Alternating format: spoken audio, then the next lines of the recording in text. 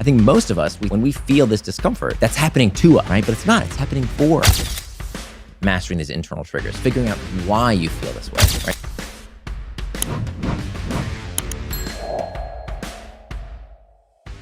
Podcast has taught me from speaking to all these people across multiple fields is that sometimes we can feel like our body, our wiring is against us, especially as it relates to health, right? So, we know sugar is bad. So why does our brain send us these cravings to go and eat sugar? And in the case of distractions and sort of behavioral psychology, I know instinctively and intuitively that distractions like hanging out on TikTok for an hour is bad, but my brain is doing it. What does that tell us about how we should go about adopting behavior change? Yeah, so that's why it's really about this holistic model. So that's what took me the most time to figure out was what are the 4 mandatory components of living without regret, of doing what you say you're going to do. So the first step is mastering these internal triggers, figuring out why you feel this way, right? What is that underlying sensation? So if you're trying to avoid that chocolate bar, well, it might be hunger, or it might not be hunger, right? So I used to be clinically obese, and I'll tell you what, I did not eat to excess because I was hungry. I was eating to excess because I was lonely. I was eating to excess because I was bored. I was eating to excess because I felt guilty about how much I had just eaten. It wasn't just about the hunger, right? Very few people who are obese are just hungry all the time. That's not what's going on. It's because we're eating our feelings. That's what's happening. So that's the first step. We have to understand the deeper reason. How did you understand that? A lot of work, a lot of figuring out stuff in my life to help me understand that. And I think actually that's where my fascination with what I do today, in terms of, it's the same exact reason that we would overdo our use of technology. It's not the technology's fault, guys. I hate to tell you this. I wish I could blame Zuckerberg and TikTok, but these are just tools, right? And then before those, there were other tools. They used to call our generation couch potatoes. And before that, it was the radio was the moral panic. And before that, it was comic books. There's always some moral panic around, oh, this is melting our brains, because we don't want to face the facts that we are looking for escape from these internal triggers, right? Time management is pain management. All human behavior is driven by a desire to escape discomfort.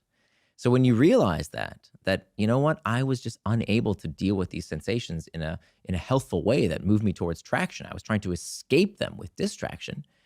It's not until you understand what sensations you're trying to escape from that you can deal with them. If you can't sit around the table with a friend without looking at your phone every 3 minutes, it's not the phone. It's your inability to deal with the discomfort of maybe having silence or boredom or whatever else is going on in your life. So that has to be the first step. It's not the only step, but that's the first step.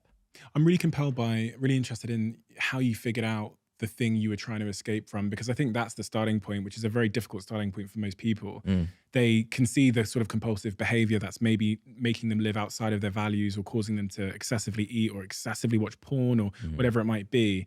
But diagnosing the root cause of that is a difficult thing to do. Most of us don't know what we don't know. And It is and it isn't. I'm not, you don't have to go to therapy. Not that there's anything wrong with it. If it's helpful, please do it. But that's not a requirement. Something as simple as, so whenever I work, I have on my desk, I have a little Post-it note and a pen handy. And when I get distracted, or when I even feel the sense of distraction, just noting down that sensation, just writing down what is it that I felt right before the distraction. So I write every day. And all I want to do when I write, you know this, right? When you write, all you want to do is go Google something or do some research or go check email for a quick sec, or let me just find that one thing that might be, and they're all distractions. They're all taking you away from the core thing you need to do, which you said you would do, which is right. And so if I can just pause for a second and reflect on what was that sensation that I was feeling right before. It was boredom, it was anxiety, it was fearfulness, it was uncertainty. Just writing it down is an incredible first step towards gaining power over that discomfort, because then you can start to identify it. And so what I'll do many times is just pause to reflect on, wait a minute, what's going on there, right? What is that sensation? Because then you can begin to do what's called reframing the trigger. So now when I feel the sensation of wanting to get distracted, I say, you know what? What's going on here? Okay, I'm feeling this sensation because I'm stressed. Why am I stressed? Because this is really important to me. I want to get this right for my readers and for myself. And so reframing it as not a negative, but something that happens not to me, but for me, that sensation is a sign that I can listen to. I think most of us, when we feel this discomfort, that's happening to us, right? But it's not, it's happening for us. It's a signal for us to listen to. Now, how we interpret it is up to us. And that's where the magic happens. If you interpret it as something that is harmful, is dangerous, that you need to escape, right? You don't want to feel that uncomfortable sensation. You look for distraction. But what we find is that high performers across every field, when you think about the arts, when you think about sports, business, high performers, when they feel those internal triggers, they experience the same internal triggers the rest of us do. They experience loneliness and stress and anxiety just like everyone else does. But they deal with it by using it as rocket fuel to push them towards traction.